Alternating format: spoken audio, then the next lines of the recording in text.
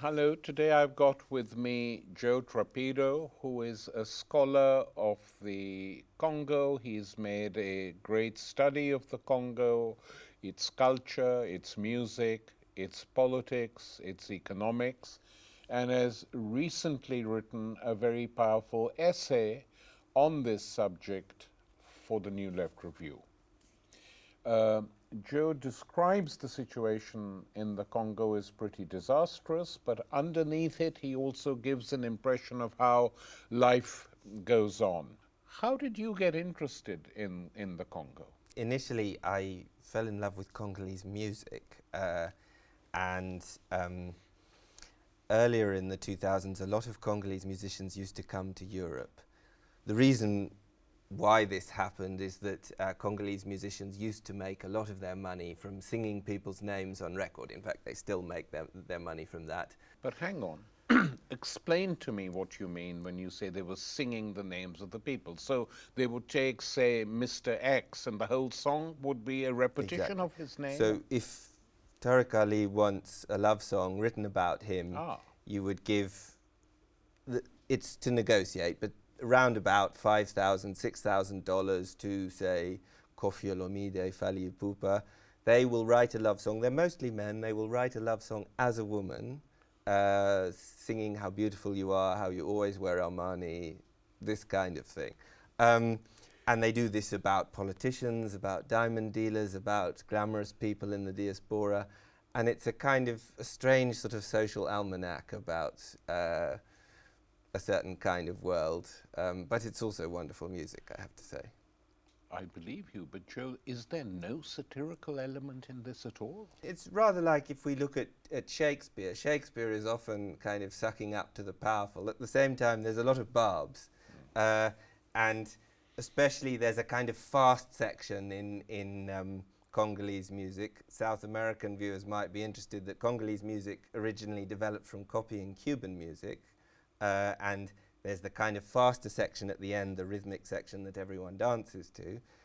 In that bit, they have a kind of singer called an atalaku, who's a bit like a jester, and will say all sorts of barbed remarks about the people that they're also praising. More recently, also, some musicians have in fact sung against the powers that be. So a very popular singer in Congo who was with the biggest orchestra, which was strongly associated with President Kabila, it must be said. He then sung for the opposition candidate, Etienne Tshisekedi, at the last elections. His stage name is Bill Clinton, and Kabila's big boast was that he had built some roads with Chinese money, and Bill Clinton has a video in which a father takes his son to the road and says, "Eat tarmac," because this was a big point in Kinshasa that living standards didn't seem to be improving, and you can't eat a road.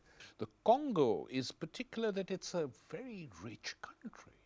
Yes. It's rich in natural resources, and the wealth that this country possesses should have been enough to create a modern state with all the facilities, and yet that didn't happen. I mean, I know, and your essay points out that it's very fashionable in the academy now not to blame external forces. And often it is true that the local elite, to deny its own responsibility, blames everything on colonialism. I'm perfectly well aware of that. But I would have thought that what we witness is a combination of both external forces and the native oligarchic Absolutely. elites who combine, in effect, to do this. I mean, there's no way around it. So it's both external and internal. And blaming one or the other is pointless. Absolutely. There are various forms of alliances, and obviously at times both parties, even Mobutu, who was absolutely the creation of the CIA, but he quite often did things that the West wasn't pleased about. But Yeah. there is an alliance between local ruling classes, global ruling classes, and as you also rightly point out, often African leaders use a kind of rhetoric of anti-colonialism to often they do this at the same time. I mean, the current regime now does this of kind of denouncing machinations by the West at the same time as they are kind of shipping money northwards in collaboration with all sorts of people. And to add to the mess, we have outside businessmen and foreign corporations moving in to take charge of the diamond mines and other natural resources in the country. And you point to the appearance suddenly of Joseph Gertler, a 23-year-old Dan Gertler. Israeli who suddenly becomes a hugely wealthy businessman in the Congo. What's that story?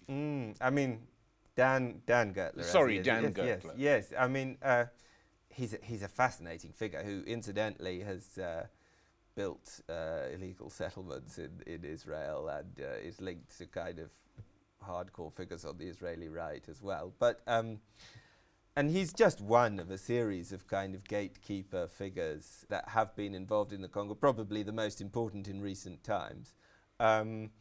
He's somebody who arrives in the Congo quite early on when Laurent Kabila is desperate for ready money, and he offers him a monopoly of diamond exports, renewable each year, for $20 million, which is a tiny sum of money.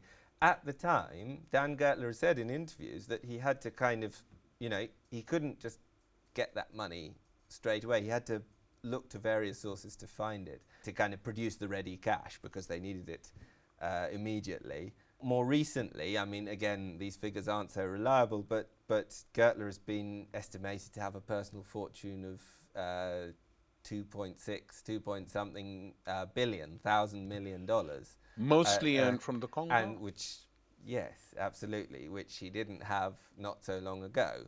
So he's made a vast amount of money. And he lives in the Congo or Israel? No, he lives in Israel. In fact, I believe he flies back to Israel every week. What is the situation now as we speak in the Congo? The instability continues in the east. The war was formally declared at an end early in the 2000s, but instability has continued more or less until today.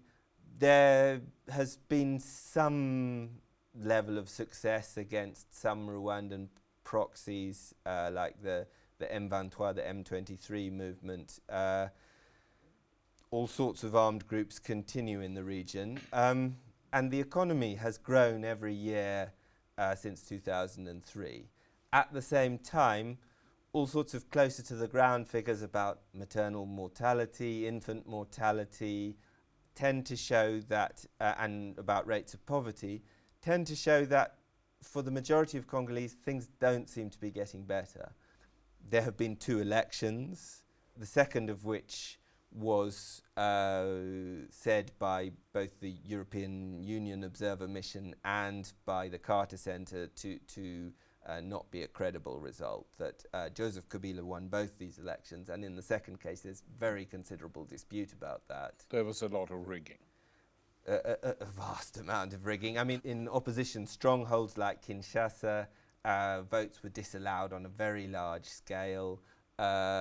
In the south of Katanga, where there are a lot of migrants from regions that are supportive of the opposition candidate did very badly indeed, in a way that's totally anomalous. There are reports from parts of the Kivus that militias in areas controlled by certain militias, Kabila got scores of, 99, 100, very high scores. Another interesting point, the Catholic Church had bought mobile phones for a kind of army of result watchers who would be in all the, because the Catholic Church is one of the few institutions that's in every corner of the country.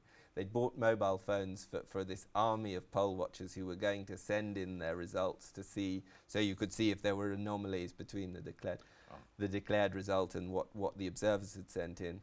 The government cut phone signals for nearly a week after the election. So there were very considerable doubts about that. Joe, describe Kinshasa for me. I mean, when one reads about it, it's quite vibrant on various levels. But what is it like as a city? It's a city associated with music, with style. If you go to the University of Kinshasa and want to have a debate about international politics or about, you know, all sorts of cosmopolitan things, you will find any number of, you know, wonderful, intelligent students who want to debate with you about that kind of thing. You can sit under shady trees and drink a beer and discuss politics in South America, and you'll find lots of people who are quite knowledgeable and want to talk. It's a big city with all the great things about a big city. It's also stomach-churningly poor. There has been some improvement in the infrastructure of the city over the time that I've been visiting since the mid-2000s from Chinese money. There's a kind of speculative property boom that's various kind of well-connected Lebanese businessmen particularly are building towers and things. At the same time as this is leaving utterly unaffected, you know, the vast hinterland of the city. And it's a city where you can think you know it, and then you drive out and it goes on and on and on and on. And you'll see parts of Kinshasa that are just incredible. I mean, just recently in one of these outlying districts, there's been a lot of talk in the Congolese press because they've found quite a large mass grave. Nobody is clear if this is from... Which period? They seem to be quite fresh. Now, there have been all sorts of points, demonstrations against the government really recently, where at least 20 and probably 30 people were shot. There was a campaign that was shooting so-called thugs, Koluna, in a few years ago, called Operation Likofi, where there were police death squads, effectively. There also are just a large number of people who can't afford to pay the bills at the morgue, and you don't get the body back, and then... Given that the United States has just decided its AFRICOM, its command centers in Africa, that they're going to, you know, be very active on the African continent as a whole, and according to various reports coming through, they already have a big presence, a military presence in the continent. But it's difficult, is it not, to manufacture an Islamic terror group in the Congo? Yes, I mean, there is a Muslim minority in the country, and there have been sort of rather wild rumors, I think, about groups linked to Al-Shabaab and this kind of thing. I think that we should be very cautious about any of those things. Clearly, there is also on some level a desire to kind of incorporate this kind of security vocabulary, and there's also quite a large strategic interest. I mean, I believe that the Congo is the world's most important producer of cobalt, which is quite an important strategic mineral, and a big producer of all sorts of other things. I don't think that you should entirely rule out those kind of motivations as well. No, far from it. And the fact that it's a weak government, that it's a weak state, makes it all the more vulnerable. I mean, if the Congolese government is now going to order drones, we all know who these drones will be used against, their own people in some shape or form, but some multinational corporation which makes drones will benefit greatly. I think you're absolutely right, and military spending is another immense area for kind of certain people to enrich themselves.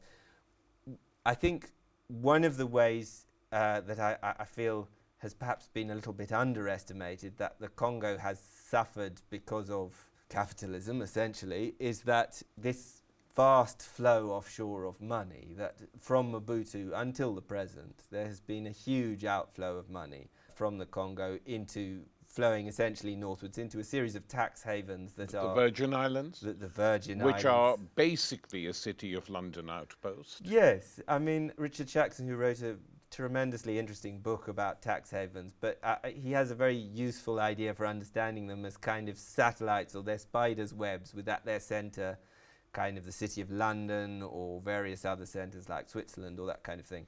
Earlier on, I think that Mobutu probably put more of his money in places like Switzerland. The current crop seem to be linked to many of these tax havens that have some sort of link to the City of London. And somebody like Dan Gertler, for example, his Fleuret Group has a series of bases in various tax havens around the world, in Hong Kong and the British Virgin Islands, etc., etc.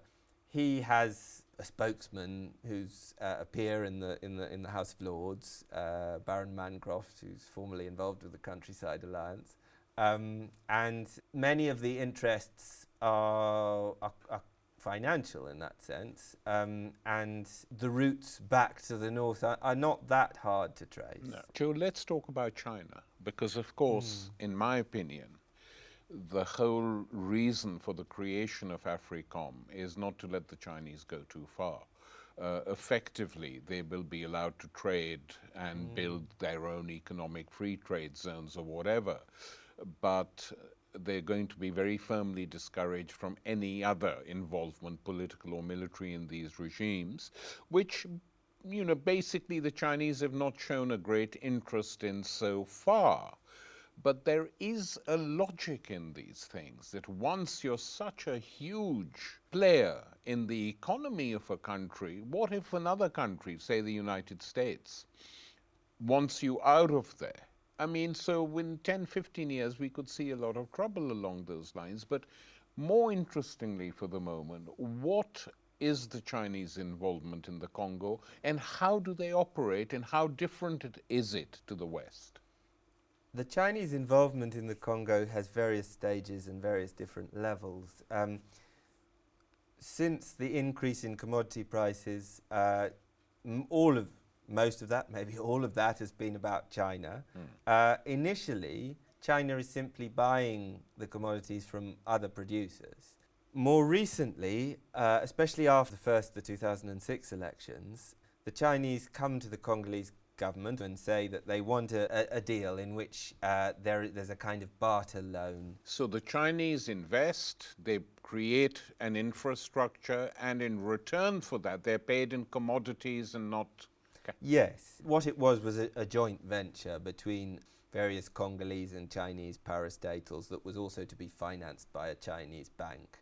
And in the initial deal that was worked out between the Chinese and the Congolese parties, this was, I think, a $9 billion loan, a $9,000 million loan. A lot of that was to be in infrastructure, mostly in roads, but some other stuff in mining infrastructure and in construction. And are there any songs written about the Chinese? There are an awful lot of songs written about that mention the Chinese in some respect or other. It must be said that the Chinese are quite disparaged by the Congolese, and so Guangzhou, which is obviously a sort of Congolesization of the word Guangzhou, the Chinese city in South China where a lot of stuff comes from. Guangzhou has become a word in Congo meaning fake, no good. So you can talk about a politicien yang Guangzhou, a politician from Guangzhou, or they even talk about Mundele yang Guangzhou. Mundele is a white person, so fake white people. This is like the Lebanese, the Pakistanis, the Chinese themselves, these who are perceived as being slightly sort of lower on the global hierarchy kind of thing. So it's been incorporated into popular culture in all sorts of ways, often not terribly appreciative. Another sort of linguistic thing that tells us about this, Joseph Kabila has often talked about the 5 chantiers, the 5 building sites of national reconstruction. Which was a kind of a slogan to talk about the infrastructure projects. A lot of people in Congo have rechristened this as the Chang Chang Che, so making a kind of pseudo-Chinese pronunciation, showing that he's the Chinese. I have to say this discourse is a little bit unfair. There is quite a lot that's quite exploitative about the Chinese deal with the Congolese, which, by the way, was reduced to a $6 billion loan at the IMF's intervention. I don't think that it's any more exploitative than what anyone else has been doing. And I thought that the barter loan element of it, which the IMF drastically reduced, was in fact in some ways quite an interesting innovation, because it's much harder to put a road in a tax haven, and there's a much more obvious form of accountability. So. Yeah. I thought that there were some elements of it that were an interesting innovation, and even if China doesn't have anyone else's best interests at heart, a little bit of competition for the Congo's resources in some ways wasn't such a bad thing. You can see this in the fact that until the Chinese came on the scene, the Congo owed $13 billion to various creditors in the West, essentially. This was all money that had been run up under Mobutu, that had, loans given to Mobutu immediately re-exported to the West. Nevertheless, this odious debt was being used to tell the Congo, you must do this, you must do that. Of course. You could make a good case that, in fact, the Congolese should be compensated for this money having been given to a dictator they didn't ask for. The Congo was still involved in this heavily indebted poor countries program that was being run, and was not being graduated from the program. It was not being offered loan forgiveness because it was considered not to be a good pupil. You can see immediately the Chinese come on the scene. There's a change of tone, and the negotiations start to progress, and eventually the odious debts are written off. The odious debts are written off by the creditors. Yes. Because of the Chinese press. Because essentially the Chinese came and said, forget about the fact that you owe this money. The Congo had no access to the capital markets. China is essentially saying, forget about the money you owe, we'll lend you more. The IMF at this point loses the kind of political leverage. We are the arbiter. And they negotiate quite strongly, particularly with the Chinese, actually. And they persuade the Congolese at the same time, you can graduate from the program. So eventually, I think they decide that it's a better result for them to cancel the debt. To cancel the debt, to keep them within the system to some extent. And they reduce the size of the loan that is being offered by China. Okay, now to less pleasant things. Explain to me the origins of the Second Congo War. What exactly happened? There's a long history, but a starting point might be the Rwandan genocide. There's the genocide in Rwanda. The RPF come through and sweep away the previous regime. There's a huge flow of refugees into Zaire, into Mobutu's Zaire, and included among those refugees are people who had taken part in the genocide. Mostly it was just a large population of people, but there were people who'd taken part in the genocide. The new regime in Kigali, in Rwanda, looked across the border in quite a fearful kind of way. And initially the new regime in Rwanda with their allies in Uganda wanted to get rid of the camps.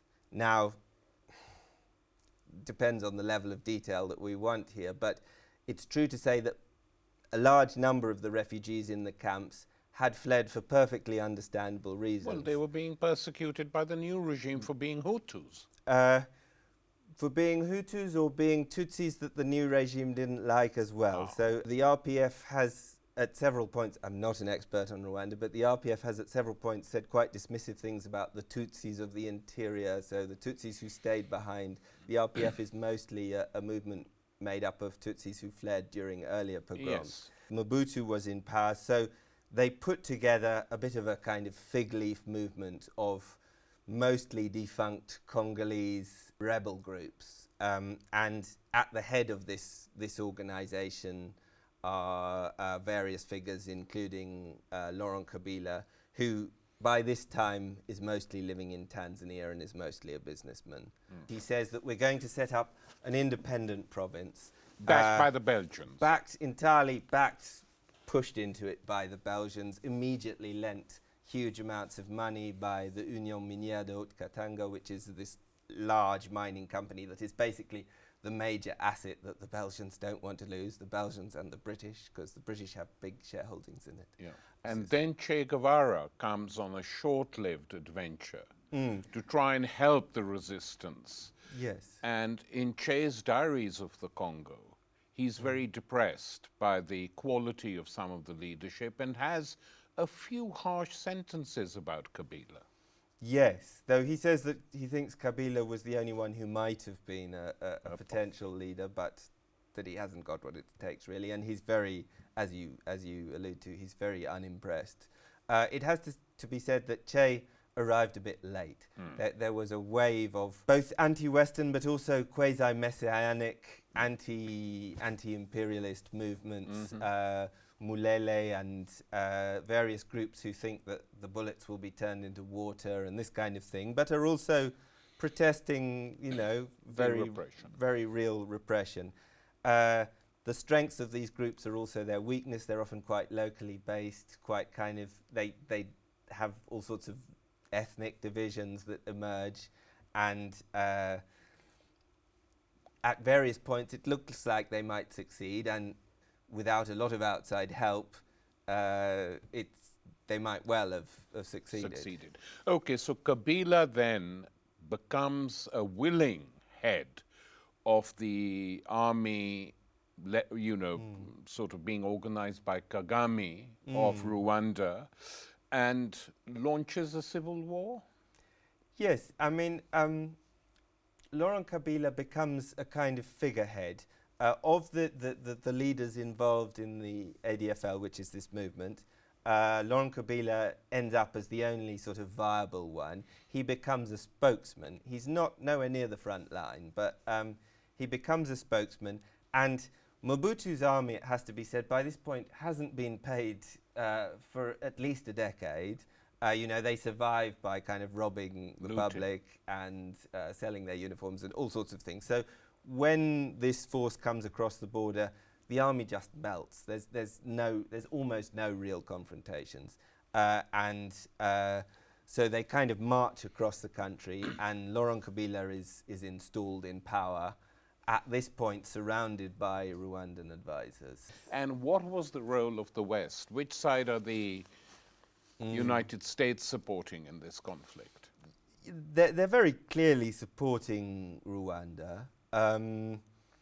The reasons for that are less clear, but they offer a certain degree of kind of military and intelligence support, not a huge amount, but, and also Kagame received some training in America as well. But what's probably more important is they kind of run interference for Rwanda and Uganda at the UN, because one of the things that's happening as this force that installed Laurent Kabila came to power originally is that they harry and kill a vast number of the refugees, making no effort to separate the guilty from the wider population, which of course there's tens of thousands of children among this group of people, and most estimates say between 200,000 and 300,000 of the refugees die in this forced march across a continent, essentially. So, and the US is instrumental in blocking attempts to do anything about this at the UN, and in kind of saying these are the bad guys. It's essentially, that's something that the US ambassador to Kinshasa says at the time. So this war happens, it goes on, and yes. a few years ago, we are told by different sources that the Lancet, the medical magazine published in Britain, estimates 4 million dead, and the Red Cross estimates 5 million dead. Yes. Now, obviously, these have not all been killed in the war, but they're partially the result of the collapse of all the social infrastructure of different provinces in the Congolese. But, Joe, it is a huge figure. It's an absolutely terrifying number of people. As you rightly point out, the majority of those deaths are not direct violence. They're the disappearance of roads, the complete collapse of the health infrastructure, the fact that if you're a peasant trying to move your cows, you can't do it, all of these kinds of things. That said, it's completely related to the war and to the wider trajectory of collapse that Mobutu established. So that shouldn't take away from the vastness of these figures. It also needs to be pointed out there's been no census in the Congo since 1984, and we don't have the exact figure. So arriving at precise figures are not entirely possible. I've talked to people who know about these kinds of things. They say that the Lancet figure is, you know, it uses a respectable methodology and all of that. It's a figure that they think is not a bad one to be going with. Joe Trapido, thanks very much. It's been a very interesting conversation. Thank you.